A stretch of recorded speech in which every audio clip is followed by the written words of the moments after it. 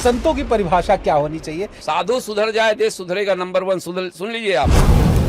संत होता है जो वेशभूषा से होता है और एक संत होता है जो अपने आदर्शों से, अपने संस्कारों से होता है। हम बताएंगे तो मानेंगे, तो ठीक है हम बताते हैं आपको, उसको संत मानेंगे। काल ने भी बनाया, रावण ने भी बनाया।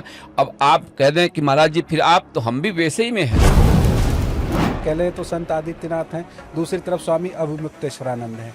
तो जो सतुआ बाबा की फोटो लगा ले, स्टेटस लगा दे और बड़ा बोर्ड लगवा दे, उसके यहाँ सारी सुविधा प्रशासन की मिल जाती थी।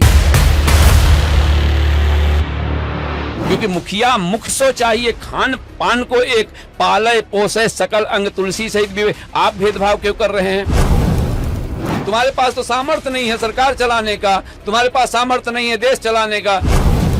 आज के संत में आपसी मतभेद बहुत देखने को मिल रहा है, आपसी लड़ाइयां हैं। अगर मैं सच्चाई बोलूंगा तो आप कांग्रेसी बता देंगे, और धर्म की मार्ग से आपको बताऊंगा तो आप मुझे नेता कहेंगे। हम ये कह दें कि जगत गुरु जी हैं या और भी कुछ कह दें, वो लोग स्वयं जाकर के सरकार के सामने, राज सत्ता के सामने हाथ जोड़े ऐसे खड़े, मुझे तो बड़ी शर्म आती है। श्री प्रेमानंद जी महाराज। अब देखिए हमारे छोटा भाई लड़का को, कुछ अनिरुद्धाचार्य को, भाई वो अभी बचपना है उसका। किसी बच्चे को अगर कह दें कि ये बड़ा होके बाबा बनेगा, तो उसके माँ बाप उस बाबा को भगा देंगे जो कहेगा ये बच्चा बड़ा होके बाबा बनेगा। कितने सूझबूझ के साथ में आप हमको घेर रहे हैं, लेकिन मैं आपको सही सही उत्तर देना चाहता हूँ, गुमराह नहीं करना चाहता। योग्यता की बात मानना चाहिए, अयोग्य की बात नहीं मानना चाहिए। रामायण से कैकेयी की और राम वनवास की कहानी से ये शिक्षा लेना अनिवार्य। अब भगवान श्री रामचंद्र ने धोबी की बात क्यों मान ली? इसलिए राम जी का चरित्र कैसा था, रामायण से क्यों तुलना कर रहे हैं आज के लोगों की भाई?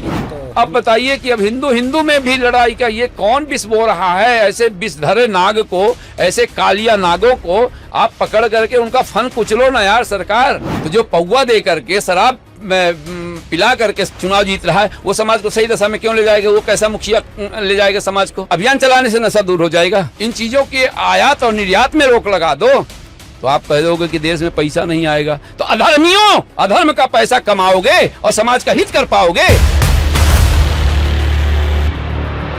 और पूछिए जो पूछना हो। हनुमान दादा तो राम जी के गुण में और देश के हित में सदैव बोले हैं। संतों की संख्या भी बढ़ती जा रही है, लोगों में जागरूकता भी बढ़ती जा रही है, फिर भी समाज। क्या आपने मुझे डंडे के बल पर धमकी दे के बुलाया है? तो बताओ। मैं अस्पष्ट वक्ता हूँ, अस्पष्टवादी संत हूँ, मुझे किसी से कुछ भी नहीं लेना देना है।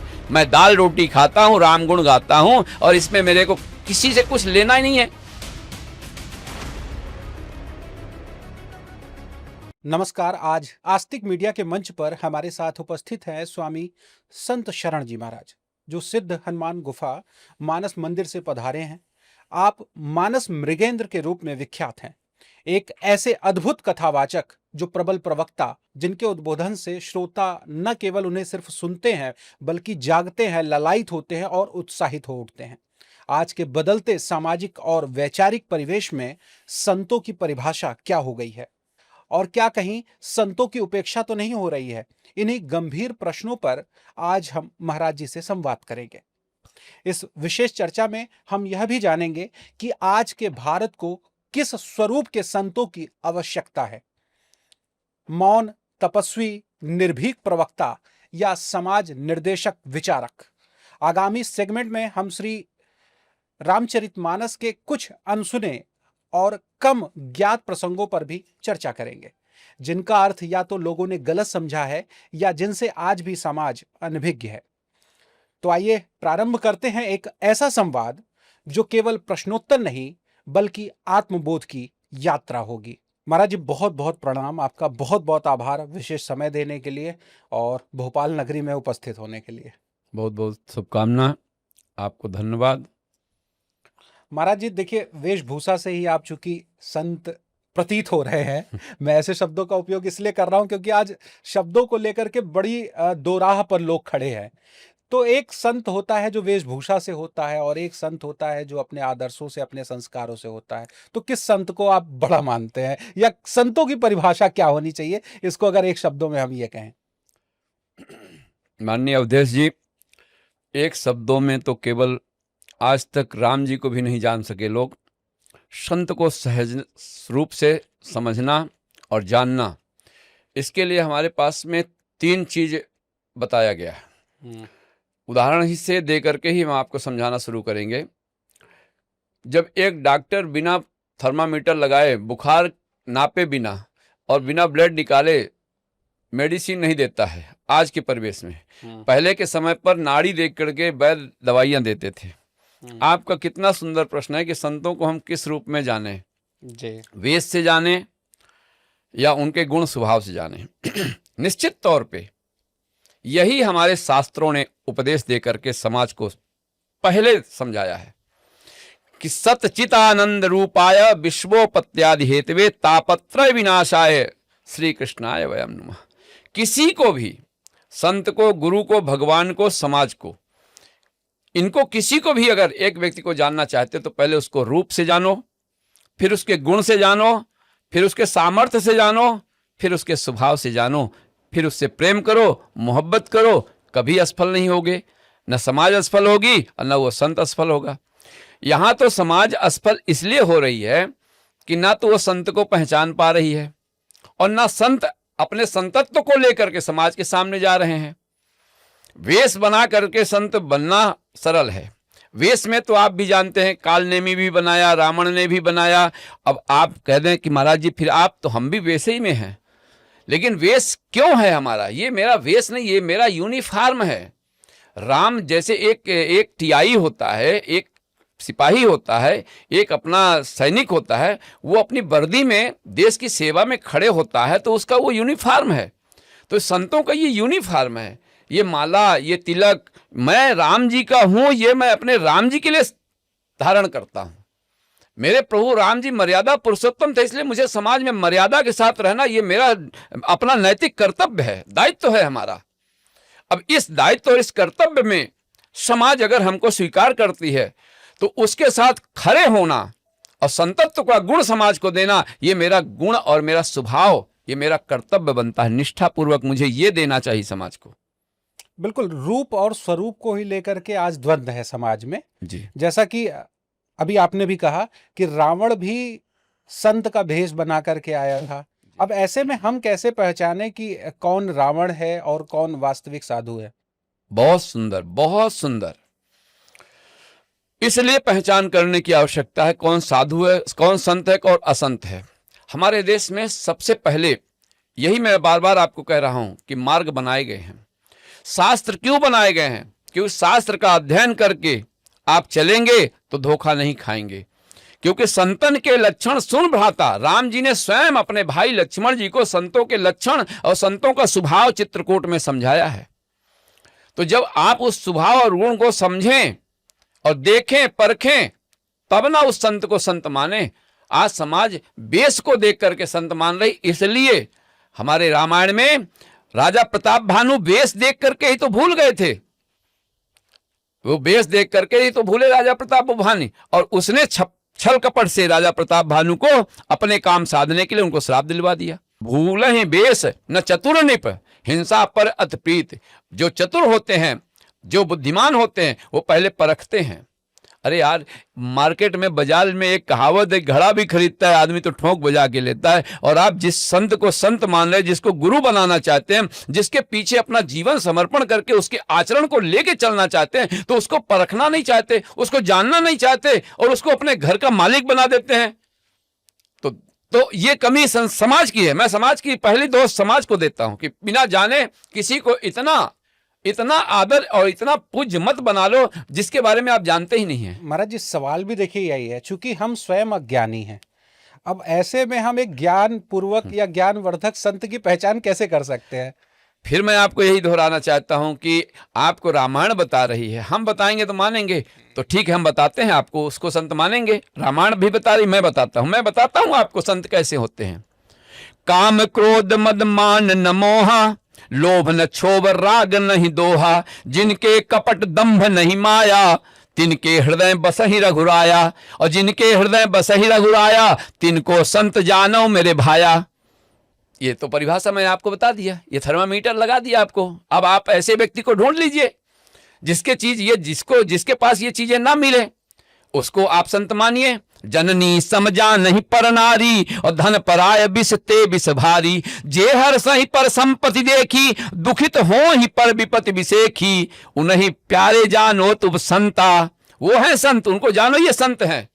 और जिनके साथ में बैठने से, जिनके वाणी से और जिनके साथ रहने से आपको परम शांति, परमात्मा के गुण, परमात्मा की लीला, परमात्मा का स्वरूप का वर्णन सुनने को मिले, वही संत हैं।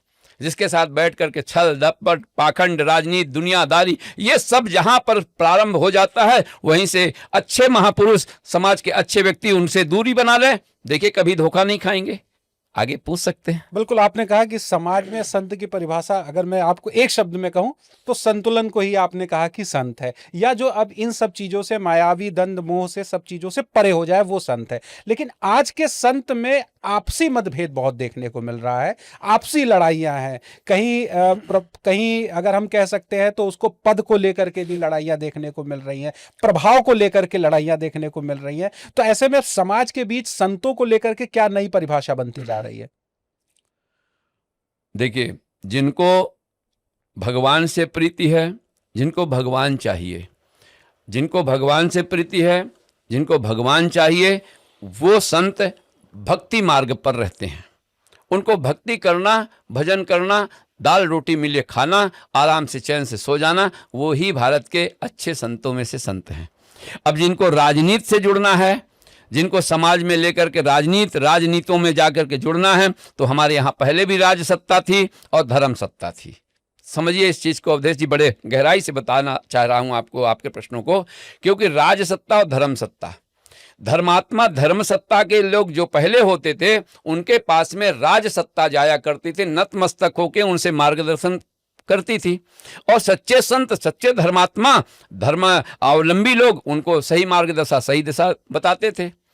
आज आपके अनुसार, आज धर्म के सत्ता के जो धर्म दंडी स्वामी हैं, जो हम ये कह दें कि जगत गुरु जी हैं, या और भी कुछ कह दें, वो लोग स्वयं जाकर के सरकार के सामने, राज सत्ता के सामने हाथ जोड़े ऐसे खड़े। मुझे तो बड़ी शर्म आती है, मुझे खुद बड़ी शर्म आती है कि ये राज सत्ता के पास हाथ जोड़े खड़े होते। जिस राज सत्ता को धर्म सत्ता के पास आना चाहिए, ये हमारे भारत देश का इतिहास था। आर्यावर्त की धरती में ऐसा होता था।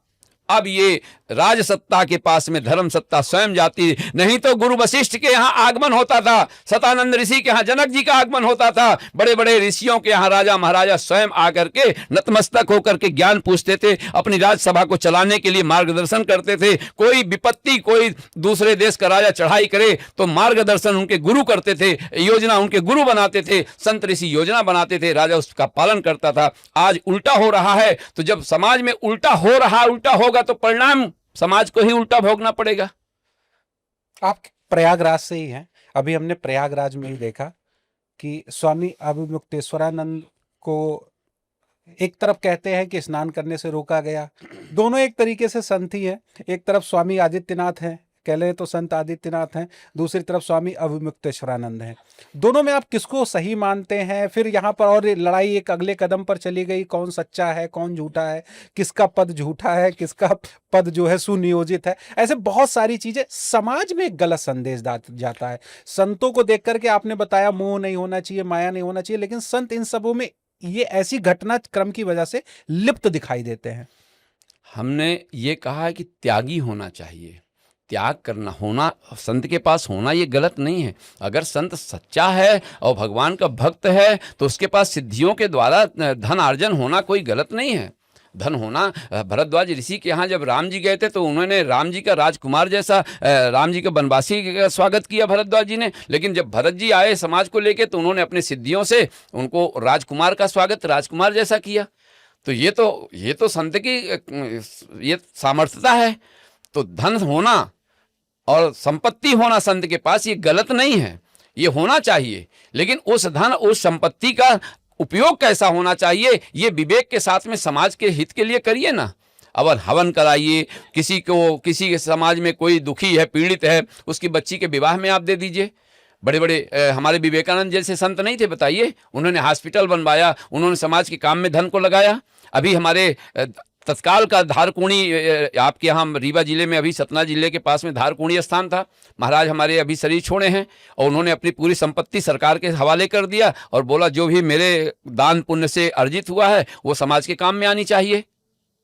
किया उन्होंने। अभी वर्तमान की बात मैं आपको बता रहा हूं। तो संत का जो गुण है वो तो गुण ही संत का प्रभाव देगा, समाज का कल्याण करेगा।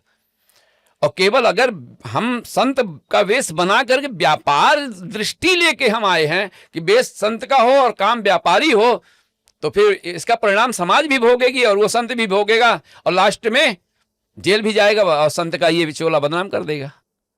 तो इसमें शास्त्र का कहाँ दोष है, इसमें भगवान का कहाँ दोष है। रही बात आपने प्रयाग की उठाया, बहुत अच्छा अवधेशा ये आपने उठाया कि कौन सच्चा कौन वो और नहाने से क्यों रोका गया। इस मुद्दे को गहराई से आप गंभीरता से लीजिए। पहली चीज तो ये है कि अभिमुक्तेश्वरानंद जी को सरकार क्या मानती है। सरकार ही दायित्व निर्धारित कर देना क्या मानती है। अगर उनको सन्यासी शंकराचार्य जी नहीं मानती है तो उनको प्रयाग में कुंभ में स्थान जगह क्यों देती है। और जब उनका शंकराचार्य जी का पट्टाभिषेक हो रहा था तो सरकार ने अपनी सुरक्षा गनमैन अपनी सैनिकों को भेज के उनका पट्टाभिषेक क्यों नहीं रोका। अच्छा वो शंकराचार्य जी नहीं है तो एक दंडी स्वामी है, हमारे देश के एक संत हैं। तो एक संत अगर अपने भक्तों के साथ अपने अनुयायियों के साथ शांतिपूर्वक स्नान करने जा रहा है तो इसमें आपको आपत्ति क्या है। आप उनकी व्यवस्था दे दो और स्नान करा के लौटा दो। इसमें कौन सा उन्होंने बड़ा आंदोलन किया था, कौन सा बड़ा प्रदर्शन था उनका। तो भेद आप कर रहे हैं। किसी संतों के यहाँ आपकी सरकार, आपके नुमाइंदे दरी बिछा रहे हैं, पूरी सुविधाएं आप उनको अलॉटमेंट कर रहे हैं और कोई संतों के यहाँ आप पहरा तक नहीं दे रहे हैं, दरिया नहीं दे रहे हैं। तो ये भेद तो आप कर रहे हैं ना। तो आप मुखिया हैं, मुख्यमंत्री हैं, संत के वेश में हैं, तो आपके द्वारा तो किसी संत का अनादर नहीं होना चाहिए। क्योंकि मुखिया मुख सो चाहिए, खान पान को एक पाले पोसे सकल अंग तुलसी सहित भी। आप भेदभाव क्यों कर रहे हैं। आप तो सबके मुख्यमंत्री हैं। आप व्यक्तिगत किसी व्यक्तिगत के तो मुख्यमंत्री नहीं है। आप सतुआ बाबा के यहाँ तो पूरा एकदम बिल्कुल आप वो करके रख दिए हैं, पूरा साम्राज्य खड़ा कर दिए उसके लिए। और बाबाओं को तो जो सतुआ बाबा की फोटो लगा ले, स्टेटस लगा दे और बड़ा बोर्ड लगवा दे, उसके यहाँ सारी सुविधा, पूरी सुविधा प्रशासन की मिल जाती थी। और जो सतुआ बाबा का फोटो ना लगाए उसके यहाँ जो है तो विडंबना आ जाए, उसको घेरो, उसको बदनाम करो और उसको कांग्रेसी अगर अभी वर्तमान में देखिए, मेरे से आप बात कर रहे हैं, अगर मैं सच्चाई बोलूंगा तो आप कांग्रेसी बता देंगे और धर्म के मार्ग से आपको बताऊंगा तो आप मुझे नेता कहेंगे। भाई जो प्रश्न कर रहे हैं तो आप अपने आप में तुलना करिए कि आप जानना क्या चाहते हैं। संत आपको सही दशा दिशा दिखाने का काम करता है, टार्च होता है। संत टार्च है, सरचली लाइट है। संत एक प्रकाशवान सूर्य का आभा लेकर के समाज को दशा दिशा देने के लिए धरती पे आता है और वो उसका कर्तव्य वो करेगा। बिल्कुल। आपने संत की परिभाषा जो बताई, अगर हम देखें तो संत समाज से परे एक आपने बताया टार्च है, मार्ग दिखाने का कार्य करता है, लोगों को प्रकाशित करता है। लेकिन इसको हम अगर आज के समाज में अपने खास करके अपने हिंदू धर्म में देखें, किसी बच्चे को अगर कह दें कि ये बड़ा होके बाबा बनेगा तो उसके माँ बाप उस बाबा को भगा देंगे जो कहेगा ये बच्चा बड़ा होके बाबा बनेगा। लेकिन अन्य धर्मों में वही हम देखें, अगर मुस्लिम में कोई जा करके कोई भी कह दे कि ये बड़ा होके ये मौलवी बनेगा तो लोग घर वाले उसको सम्मान देंगे, उस बच्चे का सम्मान उसी समय से बढ़ जाएगा। कोई क्रिश्चियन के यहाँ जा करके कह दे कि हाँ ये बड़ा होकर के पादरी बनेगा तो उसका सम्मान बढ़ जाएगा। लेकिन अपने हिंदू धर्म में ऐसा नहीं होता। लोग बाबा को बड़ी हीन भावना से देखते हैं या ऐसा देखते हैं बड़ा उपेक्षित है, जब कुछ नहीं कर पाया तो बाबा बन गया। बिल्कुल सही है। चुनाव शब्दों का गलत होता है, इसलिए गलत दिशा दे दी जाती है। प्लेन स्पीड पे चले लेकिन पायलट अगर थोड़ा सा दिशा दे दे तो देखिए कहां से कहां पहुंच जाती है। बाबा शब्द ही बवाल से उत्पन्न होता है जी। बाबा नाम ही बवाली का है जी। और संत और बाबा में बहुत बड़ा अंतर है उद्देश्य जी। जी जी ठीक है। आप कितने सूझबूझ के साथ में आप हमको घेर रहे हैं, लेकिन मैं आपको सही सही उत्तर देना चाहता हूँ, गुमराह नहीं करना चाहता। मंदारसा हमारे देश की नारी थी। मंदारसा अपने बच्चे को ज्ञान देके, शिक्षा देके यही कहती थी, शुद्धोसि बुद्धोसि निरंजनोसि, बेटा शुद्ध बुद्ध से तुम ऐसा निरंजन निराकार परमात्मा के उस स्वरूप को पहचानो। ये तो माँ ही तो शिक्षा दे के संत बनाती है। और हमारे देश में माता ने ही प्रहलाद को जन्म दिया, माता ने ध्रुव को जन्म दिया। हमारे देश में संत जो आए हैं तो हमारे देश की माताओं ने, समाज ने ही संत दिया है। आज की परिवेश की नारियां, ये मैं कह सकता हूं कि आज के जो लोग ये पश्चिम सभ्यता से जो प्रभावित हैं, पूर्वी सभ्यता और पश्चिम सभ्यता, अब यहां पर ये प्रभावशील है। ये पश्चिमी सभ्यता से प्रभावित होने वाले जो हमारे समाज के माताएं, बंधु, भाई, जो ये इस पश्चिमी सभ्यता को अपनाए हुए हैं, इनके द्वारा अब इस तरह से व्यवधान आ रहा है। क्योंकि हमारी पद्धति, हमारी संस्कृति, हमारी धरोहर, हमारा पहचान, ये पश्चिमी सभ्यता सब ढक रही है। और ये जब ढक जाएगी तो हम किस से पहचाने जाएंगे? इसी से पहचाने जाएंगे। I love you, Chintu Pintu, क्या बवाल मचा देते हैं बताइए। अब प्रेमानंद जी कह दें या हमारे अनुरुद्धाचार्य जी कह दें माताओं को सही, तो सही कह देना भी विरोधाभास हो जाता है। तो यानी संत सही बोले भी ना, और जब सही नहीं बोलेगा तो फिर संतों के पीछे क्यों पड़ते हो भाई? संत तो सही, जब जाओगे समाज जाएगी तो संत सही ना बोलेगा। अब जिसके लिए सही बोल रहा है उसके लिए बुरा लग रहा है, और जिसको बुरा लग रहा है वो उसकी निंदा कर रहा है। तो राम जी की भी निंदा करने वाले हुए, कृष्ण की भी निंदा करने वाले हुए, लेकिन अपने अपने कर्तव्य को। बस मैं यही कहना चाहता हूं, संत विचलित ना हो। जो संत हैं उनको कभी किसी प्रकार की आंच नहीं आएगी। भगवान अपने संत के, अपने गौ की और अपनी धरती की रक्षा करने के लिए नाना प्रकार के अवतार लेते हैं। और साफ साफ कहा है, विप्रधेनु सुर संत हित। किसके किसके लिए आते हैं नारायण हमारे? विप्र माने ब्राह्मणों की रक्षा के लिए। ये उनका वचन है, मेरा नहीं है। अब इसके लिए सरकार लड़े, चाहे कांग्रेसी लड़े, चाहे बीजेपी वाले लड़े, चाहे अन्य पार्टी वाले लड़े कि नहीं भगवान भेदभाव कर रहे हैं, करने दो, तुम लड़ो ना, आपस में मरो। वो तो उनका संकल्प है जो सामर्थ्यवान है। तुम्हारे पास तो सामर्थ्य नहीं है सरकार चलाने का, तुम्हारे पास सामर्थ्य नहीं है देश चलाने का, तुम्हारे पास सामर्थ्य नहीं परिवार चलाने का। वो तो सामर्थ्यवान है भाई। वो कह रहा है कि विप्रधेनु सुर संत हित ले हूं मनुज अवतार। मैं इस धरती पे मनुष्य बन के क्यों आता हूं? इनके कल्याण के लिए आता हूं। और इनके कल्याण में कोई किसी प्रकार का अगर बाधा डालेगा तो मैं उसका विनाश करूंगा। ये तो उनका संकल्प है, मेरा थोड़ी है। तो मुझे जो सताएगा, मुझे जो नाजायज परेशान करेगा, तो मेरी रक्षा करने के लिए तो वो वचनबद्ध है। आपने एक छोटा सा, कभी कभी इतिहास में ये दिखाया जाता है, अकबर के यहाँ और तुलसीदास जी को पकड़ ले गए थे तो बंदर वाली कहानी सुना था कि हनुमान चालीसा पढ़ के, तो ये अकबर, ये तो हम तो उस समय पैदा नहीं थे, पर हमारे इतिहास में क्यों ऐसा पढ़ाया जाता है, क्यों बताया जाता है कि हमारे हनुमान जी इतने बलिष्ठ है और अपने भक्तों की रक्षा इस तरह से करते हैं। इसीलिए तो बच्चों के अंदर मनोबल बढ़ना चाहिए। और हर माता को, हर पिता को, हर नारी को अपने बच्चे को हनुमान चालीसा पढ़ा करके ध्रुव और प्रहलाद की स्टोरी, ध्रुव प्रहलाद की कहानी, ध्रुव प्रहलाद का इतिहास हर माता बच्चों को पढ़ाना चाहिए। आज हम तो सीधे इंग्लिश मीडियम में ले जा रहे हैं, तो फिर बच्चा संस्कृत में मम्मी क्यों कहेगा आपको? माता जी क्यों कहेगा? वो मम्मी ही कहेगा। अब मम्मी भी छोड़ दो, अब तो मॉम क्या होता है परमात्मा से इसका व्याख्या करवाइए। ये मॉम क्या चीज है? डैडी भी अब नहीं कह रहे, डेड। अब अंग्रेजी में इसको डेड बॉडी, हमने तो अस्पतालों में डेड बॉडी सुना है कि डेड माने मरना। तो अब ये परंपरा को अपना करके समाज कहां जा रही है, समाज कहां जाएगी? अब आपने कहा, बात बताइए महाराज जी, सवाल भी देखिए यही है। संतों की संख्या भी बढ़ती जा रही है, लोगों में जागरूकता भी बढ़ती जा रही है, फिर भी समाज, अभी जैसे आप कह रहे हैं कि समाज तुलनात्मक रूप से पहले से स्तर नीचे गिरता जा रहा है। ठीक है, फिर ऐसे में कमी किसकी है? तीन की कमी है। पहली चीज तो कमी है संत की। संत अपने में संतत्व को पहले अर्जित करे। साधु सुधर जाए देश सुधरेगा, नंबर 1 सुन लीजिए आप। साधु संत पहले सुधर जाएं अपने आप में, वो सुधरें, उनकी जरूरत है सुधरने की। साधु संत सुधर जाएं, अपने जो लक्ष्य है उनके, जो उनके कर्तव्य है, उस कर्तव्य को साधु पालन करना शुरू कर दे, तो समाज अपने आप उनके आचरण को, उनके नियम को अपनाना प्रारंभ करेगी। नंबर 1, समझ रहे हैं?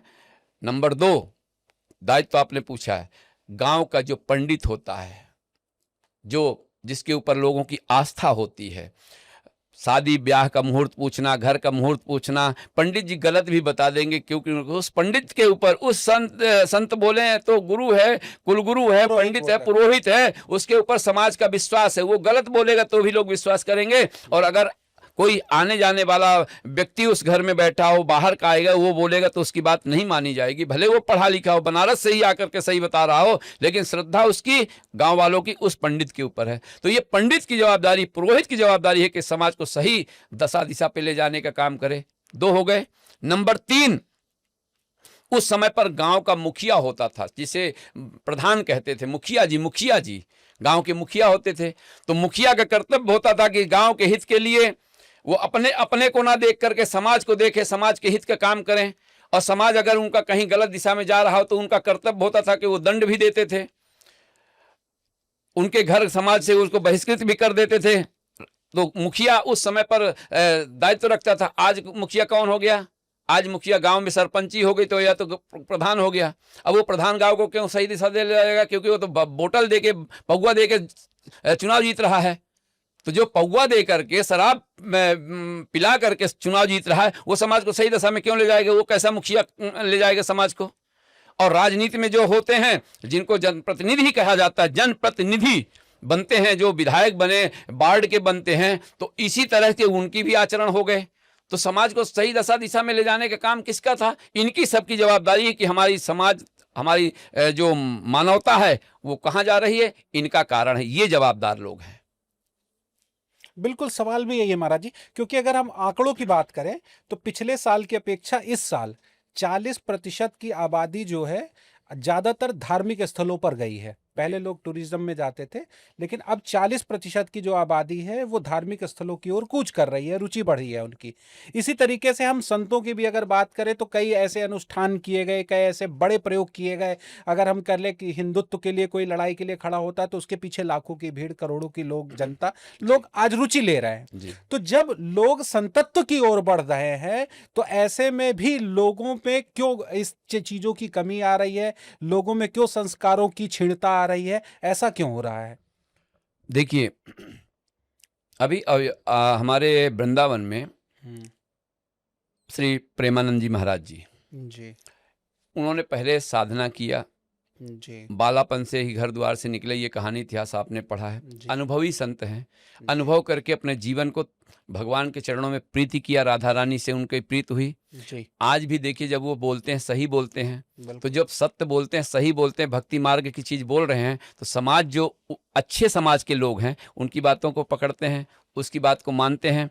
कितने लोग उनकी बातों पर मान के गले में तुलसी कंठी पहनने लगे, कितने लोग आचरण अनुयायी उनके बन गए, उनको अपना मार्गदर्शक गुरु मान रहे कि नहीं। गुरु मंत्र लेने से, केवल गुरु कान फूंकने से नहीं होता। उनको उनकी घर में तस्वीरें रखने लगे और प्रेमानंद महाराज जी को अपना आदर्श मानने लगे। तो यही तो हमारे राम जी करने के लिए आए थे कि राम एक आदर्श पुरुष है, राम जी को आदर्श मानो। कृष्ण राम जी ने आदर्श का स्थापना किया है। तो प्रेमानंद जी अगर अपने शब्दों से समाज का हित कर रहे हैं, और वो भी सटीक, बिना लाव लपेट के, साफ सुथरी बात करके कि आपका हित इसमें है, देखो, आप मानो या ना मानो, हाथ भी जोड़ लेते हैं, लेकिन उचित बात तो कहना है। कहते तो संत तो भाई यही गुण है, यही संत का गुण है। अब देखिए, हमारे छोटा भाई लड़का को हो, कुछ का, अनिरुद्धाचार्य को, भाई वो अभी बचपना है उसका, वो अभी ठिठोली है कृष्ण भगवान का। तो वो, लेकिन कार्य क्या है उसका? वृद्ध माताओं की सेवा कर रहा, भोजन तो दे रहा ना, काम तो अच्छा कर रहा है। अब कहीं कहीं क्या है, मिसगाइड होती है, क्योंकि लोग उनके साथ भी ऐसे जुड़े हुए, व्यापारी वर्ग जुड़े हुए हैं। तो जो व्यापारी वर्ग की अवधारणा से जुड़ जाएगा तो फिर कहीं ना कहीं तो वो भी फिसलते रहते हैं। पर हैं तो अभी सेवा भाव तो उनके अंदर है। तो सेवा भी एक भक्ति में, नवधा भक्ति में एक सेवा भक्ति भी है, तो सेवा तो कर ही रहे हैं। तो ऐसे मेरा कहने का मतलब, जो आप कह रहे हैं कि समाज में सही दशा दिशा को ले जाने का काम किसका है, तो मैंने आपको 4-5 लोगों का नाम बताया, इनकी जवाबदारी है। अब आइए राजनीति में। राजनीति के लोगों का भी परम कर्तव्य है। क्यों राजनीति के लोगों का क्यों कर्तव्य है? क्योंकि जनता ने आपके ऊपर विश्वास किया है। आप जाकर के हाथ जोड़े कि आप हमको सेवा का मौका दो। सेवा का मौका आपने मांगा तो आपको सेवा का मौका जनता ने अगर दिया तो आप जनता की सेवा ईमानदारी से करिए ना। उसकी रक्षा करना, उसको मूलभूत सुविधा देना, उनके विकास की तरक्की करना, अपने देश की सुरक्षा रक्षा करना, ये आपका नैतिक कर्तव्य है। आप क्यों नहीं कर रहे हैं?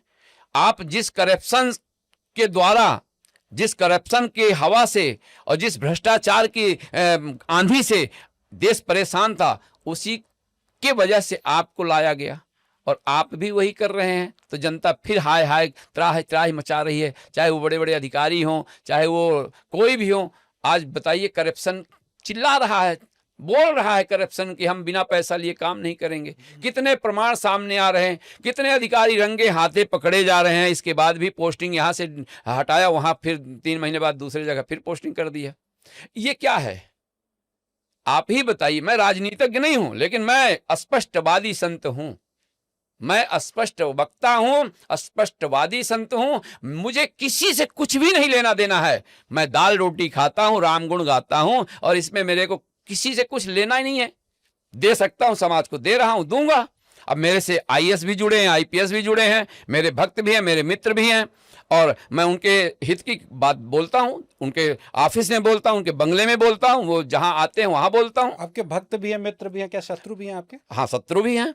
शत्रु हमारा यही काम, क्रोध, मद, लोभ, ये सब हमारे शत्रु हैं। इनसे हमको सावधान रहना, या मैं रहता हूं। एक समय था संत जब तपस्वी, या कहे तपस्वी कह लें उनको, तपस्वी जब हुआ करते थे तो वो मौन रहा करते थे। बिल्कुल। लेकिन आज के समाज में मुझे लगता है कि संतों को मुखर रहने की आवश्यकता है।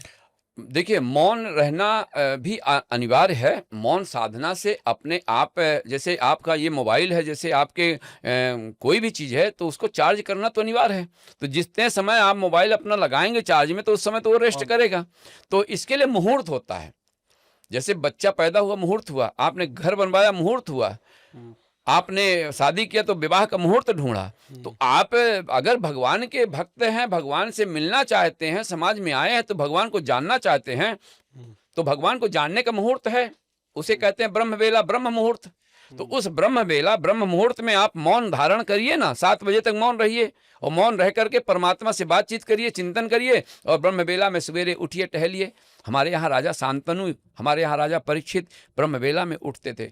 उनको सांकेतिक शब्द और सांकेतिक चीज़ें मिला करती थी। इसलिए आज भी ब्रह्म बेला में जो जगेगा और चंद्रमा और तारे देखता है, उसके भाग्य उज्जवल होते हैं। इसमें कोई दो राय नहीं। राजनीति को भर छोड़ दीजिए। राजनीति क्या है? धर्म की नहीं है। राजनीति है बाहुबली की। धन और बल दोनों उसमें आता है। धन हो, बल हो, जन हो, तो राजनीति में सफल हो। क्या क्या होना चाहिए? धन, बल और जन, तो राजनीति में सफल हो। और अगर आपके पास धन, बल, जन नहीं है, तो राजनीति में सफल नहीं होगे। छीन ले जन जान जड़, जिम सुरपति न लाज। ये तो दूसरे का हक छुड़ा कर लेना पड़ता है। समझ गए हैं? अवधेश जी का स्वभाव अच्छा है, अवधेश जी का लोकलिटी अच्छी है, लोकप्रियता है। लोग चाहते हैं कि हम आपको समाज में सेवा का मौका दें। हम चाहते हैं, हमारे लोग भी चाह रहे हैं। लेकिन आपको चाहने के बाद भी यही जो मैंने आपको कहा ना, लोभ, मोह, काम, क्रोध, ये सब आके गिर लेते हैं। तो ये बाहुबली, धन बली क्या करते हैं? धन से आपको, आपकी स्थिति को खरीद लेते हैं जी, तो छीन लेते हैं। महाराज जी, आप श्री राम कथा कहते हैं, और मैंने कई आपकी कथाएं सुनी जी, कि जब आप बोलते हैं तो सबका ध्यान बिल्कुल मंच की ओर, आपकी ओर रहता है। ऐसा लगता है जैसे आप गर्जना कर रहे हो। लेकिन उस दौरान अगर मैं आपसे पूछूं, क्योंकि अभी आपने संतों की कई परिभाषाएं बताई, समाज के उत्थान के लिए कई संदेश दिए, लेकिन जब आप स्वयं श्री राम कथा करते हैं तो आपके उस कथा का उद्देश्य क्या रहता है? बिल्कुल बिल्कुल बिल्कुल, बहुत सुंदर बात किया आपने। इसमें मेरे तो हनुमान जी भी प्रसन्न हो जाएंगे इस प्रश्न से आपके। क्योंकि राम कथा का उद्देश्य है, पहला उद्देश्य है कि मैं मानव जीवन लेकर आया धरती पर, तो मेरा उदर, मेरा पेट कैसे भरे जी। मेरा पेट कैसे भरे, क्योंकि मैं मनुष्य तन पाया हूं। तो मैं अपने पेट भरने का रास्ता ढूंढा कि राम गुण गाना, दाल रोटी खाना, ये मेरा उद्देश्य हुआ। अब राम कथा करने से मुझे क्या मिलता है, क्यों कर रहा हूं? तो राम कथा इसलिए की जानी चाहिए कि राम कथा राम जी का जीवन है, चरित्र है।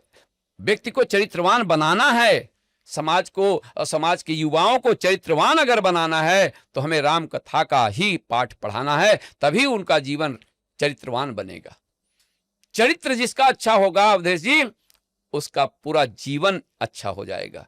क्योंकि आचार विचार चरित्र निर्माण ये सब चीज व्यक्ति के जीवन से जुड़े हुए चीज हैं। इसलिए राम जी का चरित्र कैसा था? भाइयों के साथ भोजन करना, माताओं के साथ ठिठोली करना, बाल सखा संग भोजन करही, मातु पिता आनंद मन भरही। बच्चों के साथ, अपने ग्वाल, अपने मित्रों के साथ भोजन करते थे। आज तो परिवार में एक माता दूसरे बच्चे के साथ में बैठ के भोजन ही नहीं करने देगी, कहेगी चाची कुछ मिला ना दे चम्मच से तेरे खाने में, हैं? तो ये समाज कहाँ, इसको कौन सुधारेगा? समाज में दिन भर आप वर्क करिए, काम करिए, लेकिन शाम को आइए एक कमरे में एक साथ में कम से कम सब लोग बैठिए, एक दूसरे से बातचीत करिए। किसी के पास समय नहीं है, मोबाइल में अपना अपना आए बैठे, अपना मोबाइल लिए, ये देखिए तो मोबाइल। तो ये इसको इस बीमारी को कौन दूर करे? आप ही बताइए ना। पहले ये देश में जो आ रही हैं, आने वाले जो वाह बीमारी है, इसको हटाना पड़ेगा। कोरोना आया, उपाय किया गया तो देखिए राहत मिल गई। तो पहले हमको समाज में हमारे लिए राहत की चीजें कैसे मिलेंगी? राहत की चीज पहले कैसे थी? लोग कौड़ा लगाते थे, वहां पर आगी तापते हुए एक दूसरे का सुख दुख पूछते थे समाज में। फिर रामानंद सागर जी ने तो जीवन समाज के लिए, प्रभु कम से कम उस आदर्श पुरुष का, उस विवेकानंद का, उसने समाज के लिए जो दिया उसको तो अनुसरण करो। इतना सुंदर रामायण बना दिया कि जो चीज आपने कभी देखा नहीं होगा उसका चरित्र चित्रण करके आपको दिया कि आप इसको देखिए, इसको सुनिए, इसको समझिए। इसलिए राम कथा मैं करता हूं। और किसी के जीवन में अगर 100 लोगों के भीड़ तो बहुत लगती है और मंत्र मुग्धों के कथा सुनते हैं, लेकिन अगर मैंने 10 लोगों के जीवन को राम जी के जीवन से जोड़ने का प्रयास करने में सफल हो गया, तो कम से कम उस परिवार के जो युवा हैं उसका जीवन आदर्श बन जाएगा। और वो आदर्श जीवन हमारे भारत का निश्चित तौर पे कभी ना कभी समय आने पर निर्माण और विकास करने में अपना योगदान देगा। चाहे वो डॉक्टर बने, चाहे वो इंजीनियर बने, लेकिन वो समाज में सेवा भाव से और भगवान के गुण और आदर्शों पर चल करके इस संत का भी नाम करेगा और इस देश का भी नाम करेगा। और रामचरितमानस की जो चरित्र है, राम का निर्माण है, उसका भी मर्यादा से पालन करेगा। श्री रामचरितमानस की अगर हम बात करें, हर प्रसंग, हर पात्र अपने आप में पूर्ण है जी, कह सकते हैं। बिल्कुल ठीक है, या अपूर्ण भी है तो उसके पीछे कोई ना कोई गहरा संदेश है, जी। सामाजिक संदेश है जी। ऐसे में आप किस पात्र पर या किस घटना चक्र पर या किस प्रसंग पर ज्यादा जोर देते हैं? और अपनी हर कथा में आपकी कोशिश यही रहती है कि उस प्रसंग के बारे में अधिक से अधिक जनता जान सके, या उस प्रसंग से या उस पात्र से अधिक प्रभावित हो? देखिए, इसमें मार्ग अलग अलग हैं, भाग भी अलग अलग हैं। अगर हम इस भाव पे जाएं कि नहीं हमको तो केवल भक्ति भाव से लेना है, या हम इस भाव पे जाएं कि नहीं हमको तो अपने समाज के भाव से जाना है, तो इसमें कई पात्र कई जगह अपना अपना रोल अदा किए, कई पात्र। जी। तो रामायण में अगर इस भाव से आप जाना चाहते हैं कि कौन से पात्र क्या किए हैं, पात्र सभी अपने में पूर्ण हैं, ये आपके शब्द हैं। जी जी। तो विवाद कहाँ हुआ? फिर विवाद कहाँ हुआ? समाज को दशा दिशा से क्यों भटकाया गया? तो समाज कब भटकती है? जब कोई योग्य व्यक्ति, बहुत गहराई से समझिएगा, कभी कभी हमारे एक बाबा जी हैं, वो भी आते हैं और बहुत अच्छी बातों को गंभीरता से ही बोलते हैं। समाज कब भटकती है, कब चूक होती है समाज में, और कहां पर घटनाक्रम बन जाता है, कहां पर घटना बन जाती है?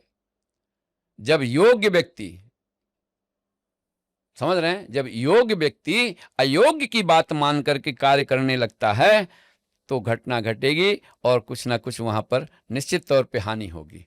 मतलब मेरा क्या कहने का अभिप्राय? मतलब मेरा कहने का अभिप्राय यह है, महारानी कैकेयी जैसे योग्य नारी, वीरांगना नारी ने जो देवासुर संग्राम में लड़ने के लिए महाराज दशरथ के साथ जाती है, और वो रानी दासी की बात मान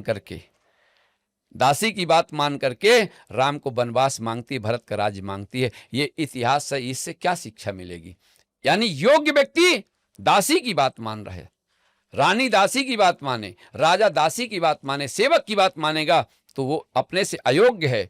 योग्य की बात मानिए, संत की मानिए, गुरु की मानिए, योग्यता को महत्व दीजिए, लेकिन भावुकता को महत्व ना दीजिए। भावुकता में क्या हुआ था, परिणाम बताएं भावुकता का। भीष्म पितामह जी ने क्या किया, काशी राजा के यहां गए, लाना था दो, क्योंकि इनके चित्रवीर विचित्रवीर थे शादी कराने के लिए, लेकिन ये उठा लाए, जोश में आक्रोश में आकर के किसको लाए, वहां से कितने नारियां अपहरण करके लाए।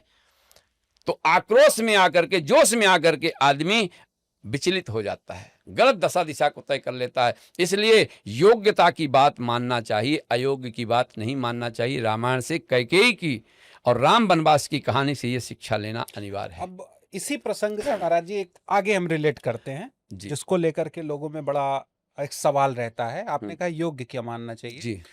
फिर भगवान श्री रामचंद्र ने धोबी की बात क्यों मान ली? देखिए, बिल्कुल बहुत सही आपने कहा है। रामचंद्र जी ने नहीं माना है, रामचंद्र जी ने धोबी की बात नहीं माना है।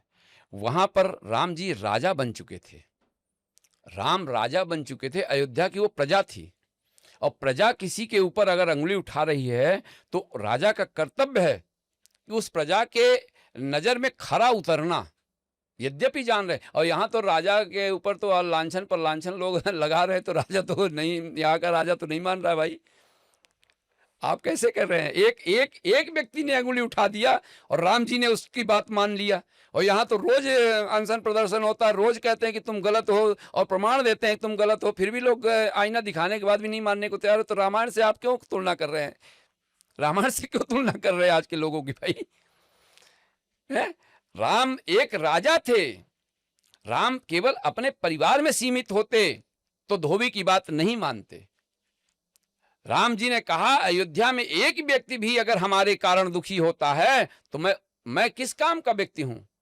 जेहि विधि सुखी होय पुर लोगा, जिस प्रकार से पूरे नगर के वासी सुखी होंगे राम वो करेगा, करहि कृपा निधि सोई संजोगा। आज जनता दुखी हो रही है, एक पक्ष का सुना जा रहा है, एक पक्ष परेशान हो रहा है। रामायण से आप यही सुनना चाहते हैं? आप बड़े गूढ़ता को निकाल करके राजनीति में मोड़ देते हैं। मैं क्या करूं भाई, समाज को सुनना चाहिए और समाज के हित की बात करना। राम जी ने हित का बात किया, राम जी ने उस समय समझ गए कि ये मेरे ऊपर अंगुली उठा रहा है, लेकिन इससे किसका हित होगा? अयोध्या का हित होगा, क्योंकि सीता जी हमारी इस समय गर्भवती हैं और सीता को के पुत्रों को संस्कार चाहिए, और संस्कार कौन देता है देश में? संस्कार संत देता है, जो आपने अभी कहा। राम जी समझ गए, क्योंकि राम जी भविष्य त्रिकालज्ञ थे, और त्रिकालज्ञ के पास वाल्मीकि के आश्रम में पहुंचाया, क्योंकि हमारे वंशज को कैसा होना चाहिए? इच्छा कुवंशो प्रभो रामो नाम जने श्रुता नियतात्मा महावीर्यो। हमारा कुल, हमारा वैभव संत के शरण में पड़ेगा तो संस्कारी बनेगा। इसलिए ये तो निमित्त बन करके अंगुली उठा रहा है, इसका भी समाज में आदर हो जाएगा, और मेरे निर्माण, मेरा जीवन और मेरे वंश का निर्माण, अच्छा संस्कारी पुत्र मेरा पैदा हो जाएगा। ये राम जी ने सोचा, मान लिया। कहाँ गलत किया? अगर नहीं मानते तो आज आप प्रश्न कर रहे हैं कि बताइए राम के लिए, तो अगर नहीं मानते तो कितना अनुचित प्रश्न किया जाता समाज में। फिर मर्यादा पुरुषोत्तम राम एक राजा, एक आदर्श राजा कहाँ रह जाते कि यार राजा थे लेकिन समाज की नहीं सुनते थे। अवधेश जी, आपका नाम ही अवधेश है। अवधेश के द्वारे सकारे गई, सुत गोद में भूपत लय निकसे। भगवान राम जी राम को राम नहीं माने हैं, पुत्र नहीं माने थे। राम को तो वो ब्रह्म मानते थे, और ब्रह्म को पाने के बाद में परमानंद की गति को इसीलिए दशरथ जी ने प्राप्त किया। और ये कहे हैं अयोध्या वासियों को कि मेरे अयोध्या में राम के आदर्श के जीवन को जो भी अपना लेगा, उसके गांव का, उसके घर का, उसके देश का कल्याण हो जाएगा। ये राम है प्रभु। रामो नाम जने श्रुता नियतात्मा महावीर्यो। सरकार और पूछिए जो पूछना हो। हनुमान दादा तो राम जी के गुण में और देश के हित में सदैव बोले हैं, राम जी के गुण में और देश के हित में, और इस भारत देश के युवाओं के कल्याण और युवाओं के चरित्र के निर्माण में ही मैं राम कथा करता हूं। क्योंकि जब चरित्र अच्छा होगा तो निश्चित तौर पे व्यसन, ये आप ये बताइए, नशा मुक्ति का अभियान चला रही सरकार, लोग नशा मुक्ति का अभियान चलाने से नशा दूर हो जाएगा? नशा अभियान चलाने से दूर होगा? बताइए। अरे भाई, आप प्रतिबंध लगाओ, आप इन चीजों को बिक्री पे रोक लगा दो, इन चीजों के आयात और निर्यात में रोक लगा दो तो आप कह दोगे कि देश में पैसा नहीं आएगा। तो अधर्मियों, अधर्म का पैसा कमाओगे और समाज का हित कर पाओगे? धर्म से कमाओ ना।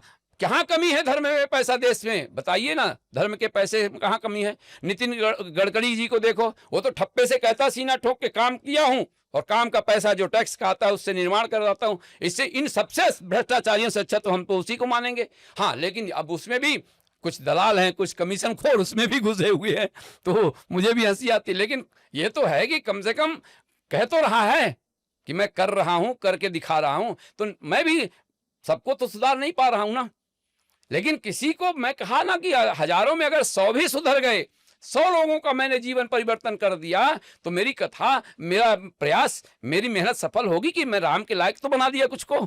तो आज वो भी कर रहा, देश में कुछ काम करके दिखा रहा, काम दिख रहा है। तो किसका दिख रहा है?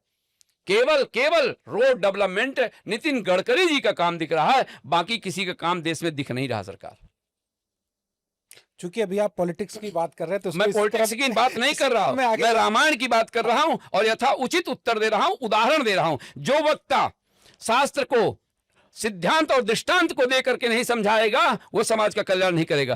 क्योंकि एक मैथमेटिक्स का मास्टर जो होता है ना, वो पहले सवाल रखता है, सवाल में उदाहरण लगाता है, उदाहरण देकर के ही सवाल को हल किया जाता है। इसलिए मैं शास्त्र को समाज के हित के लिए उदाहरण दे रहा हूं किसी का। मैं राजनीति नहीं कर रहा हूं। मैं राजनीति में, अच्छे व्यक्ति राजनीति में भी होंगे, उनका नाम क्यों नहीं लूंगा भाई? जो धर्मात्मा है, जो अच्छा काम कर रहे हैं समाज के लिए, उनका नाम लेने में मुझे क्या दिक्कत क्या है? क्या मैं राजनीतिक बन जाऊं? मैं कौन सा चुनाव लड़ रहा हूं? कौन सा मुझे टिकट दे रहे हैं? कौन सा मुझे टिकट लेना है? लेकिन मुझे देश के हित के लिए तो काम करना पड़ेगा। चाहे आप यहां बैठे हैं, स्टूडियो में बैठे हैं, आप हमसे इंटरव्यू ले रहे हैं, हमसे पूछ रहे हैं, धर्म के बारे में पूछ रहे हैं, राम जी के बारे में पूछ रहे हैं, समाज के बारे में पूछ रहे हैं, तो मैं उत्तर दे रहा हूं।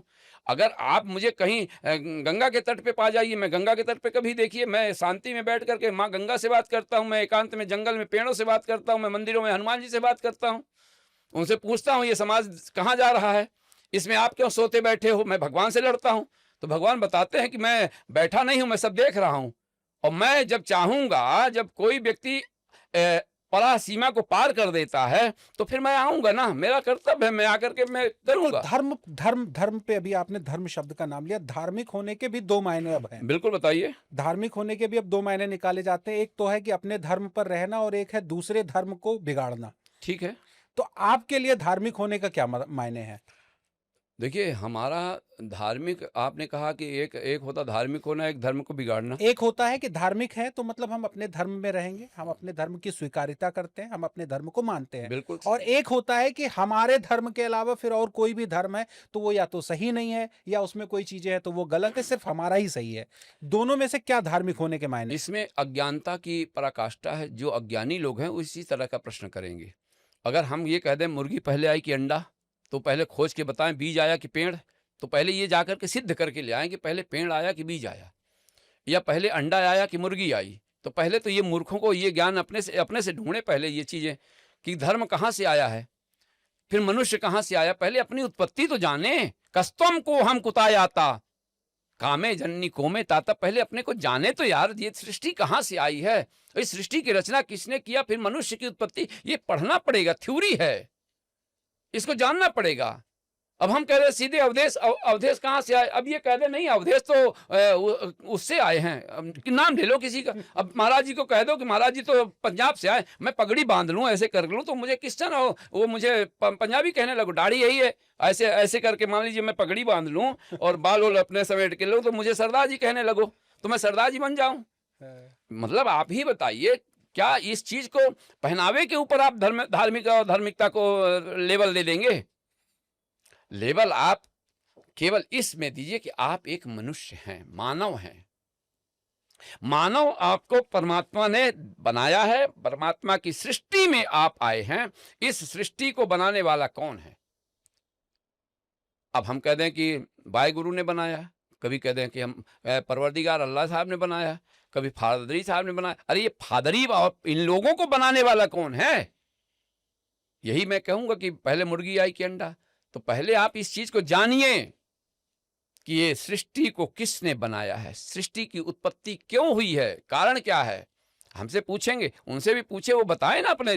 तो ये हमसे पूछेंगे तो हम बता रहे हैं, बटस वक्त्रम शपुटम शयानम बालम मुकुंदम शिरसा नमामि। मैं उस सृष्टि रचयिता को नमन करता हूं जो लय प्रलय और महाप्रलय के काल में भी यथा उचित अपने अपने को बनाए रखा। किसमें? लय प्रलय महाप्रलय, ऐसी स्थिति में भी जो अपने आप को यथा उचित बनाए रखा, अविरल अविनाशी निर्विकार निर्गुण निराकार साकार बन करके एक पत्ते के ऊपर समट करके अपने आप को स्थिर करके रखा और फिर इच्छा करता है मैं एक से अनेक बनना चाहता हूं। ये उसका काम है सरकार, ये उसकी क्षमता है, उसका सामर्थ्य है कि उसने विस्तार कर दिया है।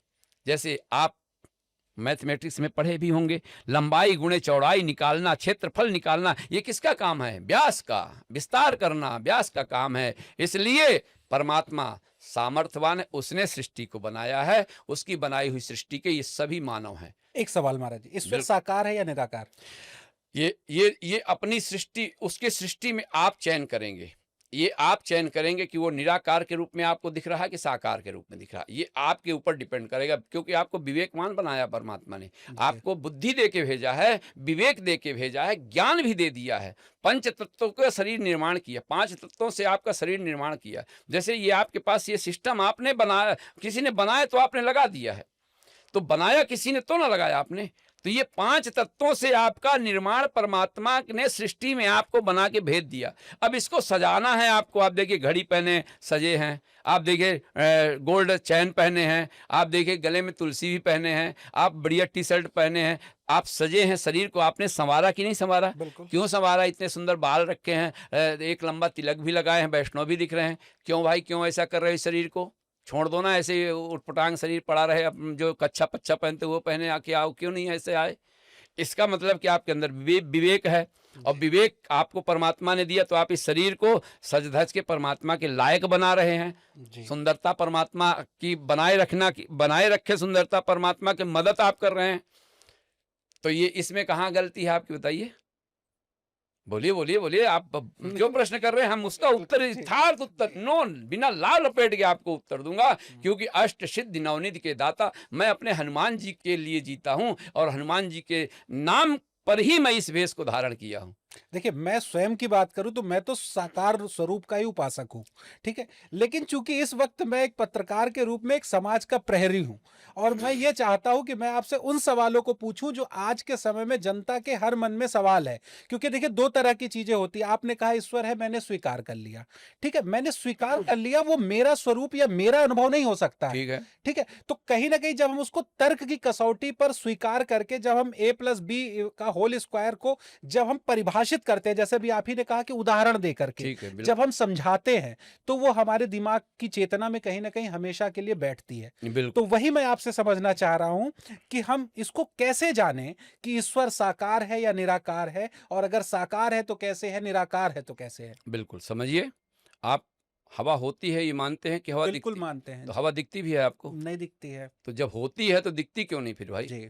तो जो होता है वो दिखता क्यों नहीं? हम यही तो कह रहे हैं, होती है ना तो महसूस होती है कि हवा चल रही, ठंडक लग रही है। तो ठंडक लग रही तो यानी होती है, तब ना लग रही है।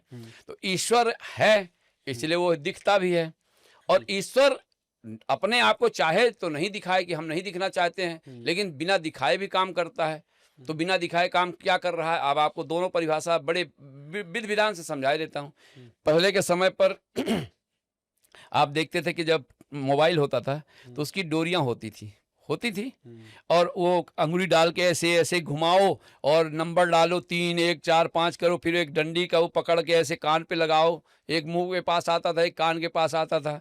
अब उसकी डोरियां लगी रहती थी खंभों से, कहाँ से वो जुड़ के आता था तो आपकी बात पहुंचाता था। उसे कहते दूर संचार मोबाइल टेलीफोन होता था। तो वो काम आपका करता था कि नहीं? तो आपकी बात वहां तक पहुंचाता था। तो उसमें क्या क्या होता था?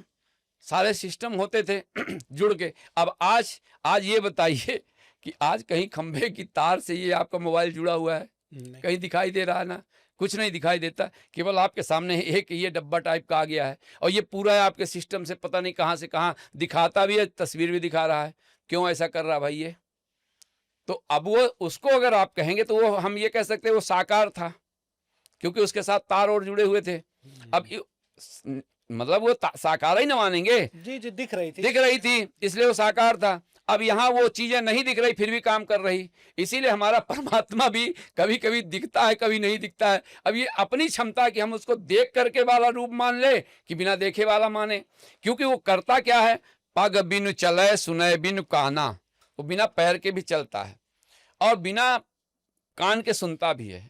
एक एक रूप उसका यही है कि निराकार है, निराकार मुंकार मूलम तुरीयम गिरा ज्ञान गोतीत मीशम गिरीशम। निराकार भी है वो, साकार वो बनता है, सरकार बनाना पड़ता है उसको साकार। हमारे राजा मनु ने इसी हट के और इसी परीक्षण के, इसी प्रश्न के उत्तर के लिए, राजा मनु अगर नाम सुना हो आपने, जी जी जी। तो जो कश्यप ऋषि थे उनकी संतानें थी, ब्रह्मा के द्वारा उत्पन्न किए हुए मनु थे, तो उन्होंने यही चीज को प्रैक्टिकल करना चाहा कि भाई वो व्यक्ति को मैं देखना चाहता हूं जिसके द्वारा ये सब हुआ है जी। तो उसको पाने के लिए, उसको देखने के लिए उनको क्या क्या करना पड़ा। भाई सरलता से मिल जाता तो कहीं भी जाके पाते, लेकिन उसको पाने के लिए, उसको देखने के लिए तपस्या करना पड़ा। तपस्या क्या चीज है? तपस्या कोई अलग चीज नहीं है। तपस्या कोई सेव संतरा मौसमी आम नहीं है। तपस्या का अर्थ होता है समय पर आप एक स्थान पे बैठ करके प्रतीक्षा करिए और उसको स्मरण करिए। सुमिरिय नाम, नाम और नामी, सुमिरिय नाम रूप बिनु देखे, निराकार है, आप देखे ही नहीं कैसा है, लेकिन आप उसको सुमिरन कर रहे हैं। सुमिरिय नाम रूप बिनु देखे, आवत हृदय स्नेह समेते। आपने मुझे बुलाया, आपका स्नेह देख करके न मैं आया हूं। क्या आपने मुझे डंडे के बल पर धमकी दे के बुलाया है? तो बताओ, आप ही बताओ, बुलाया है आपने? तो धमकी दे के बुलाया होता तो संत शरण महाराज जी आते, जो कि कालों के काल महाकाल जैसे भगवान शंकर जी को भी कह देते हैं कि तुम अपना काम करो, मैं तो राम जी का हूं। तो आपके स्नेह और प्रेम और आपके भावना के कारण मैं आया। इसी प्रकार से राजा मनु के प्रेम और स्नेह के कारण परमात्मा वहां से धरती पे आते हैं। तो उन्होंने भी इंटरव्यू लिया कि देखें ये उस रूप को मान जाएगा कि औरों को, तो इसलिए उन्होंने पहले आए। तो मनु समीप आए बहुबारा, कौन आया? ब्रह्मा विष्णु महेश। ये चक्कर लगाने लगे, भैया मान जाओ हम ही हैं, भैया मान जाओ हम ही हैं। तो ये बोले भैया हम तो उसको देखना चाहते जिससे तुम ही हो। समझे, बड़े गहराई का प्रश्न का उत्तर दे रहा हूं। वो कह रहे हैं भैया मान जाओ मैं ही हूं। तो वो कहते भैया मैं नहीं मानूंगा, मैं तब मानूंगा जिससे तुम हो। तुम ही हो लेकिन जिससे तुम हो। इसीलिए मैं कह रहा हूं कि जिससे सृष्टि है वो उसको समझो। ये पादरी ये इनको मत पढ़ो कि ये हैं, जिनसे ये हैं उसको पहले समझो ना। तो मनु समीप आए बहुबारा, विधि हरिहर, विधि माने ब्रह्मा, हरि माने विष्णु, हर माने शंकर। ये कई बार आए और बताते मैं ही हूं, मेरे कारण ही तो तुम तप कर रहे हो, मुझे ही तो देखना चाहते हो। तो ये कहते उत्तर दे के, आंख बंद करके, देखे नहीं इनको, उत्तर कहते हैं आंख बंद करके कि नहीं भैया नहीं, तुम वो नहीं हो, मैं उनको देखना चाहता हूं जिनसे तुम आए हो, जिनके लिए तुम आकर के हमको मनाना चाहते हो। तो ये हार मान के चले गए।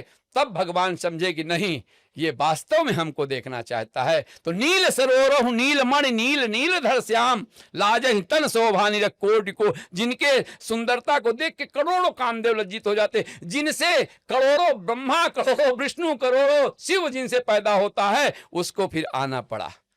समझ रहे, ये हमारा भारत भूमि है, इसलिए हम निराकार को साकार, हमारा प्रेम, भक्ति हम नहीं कह रहे। देखिए क्या, किस शब्द पे हनुमान जी हमको रोक रहे हैं? हमारा प्रेम हमारे परमात्मा को सामने ला के खड़ा करता है। हम भक्ति भाव क्या जाने। हम पूजा तैव न जानामी छम्मदाम परमेश्वर, आवाहनम न जानामी तो अर्चनम पूजा चैव न जानामी। इसीलिए हनुमान चालीसा में कहते हैं, पूजा जप तप नियम आचारा, और नहीं जानते कछु दास तुम्हारा। हम कुछ जानते ही नहीं तो हम कैसे कह रहे कि हम भक्ति करते हैं? भक्ति भी तो, भक्ति करने के भी तो लक्षण होना चाहिए। लेकिन हमारा प्रेम अगर सघन है, हम अपने परमात्मा को प्रेम से प्राप्त कर सकते हैं और प्रकट कर सकते हैं। यही संत का स्वभाव है सरकार। और जितना पूछना हो पूछो, मैं तो सब कुछ आज आपके सामने लुटाने को तैयार हूं। जय गंगा मैया की। तो महाराज जी, आज के इस संवाद में हमने आपसे बहुत सारे ज्ञान अर्जित किए। आपने ईश्वरीय परिभाषा भी हमें समझाई, संतों की गरिमा को भी हमें बताया।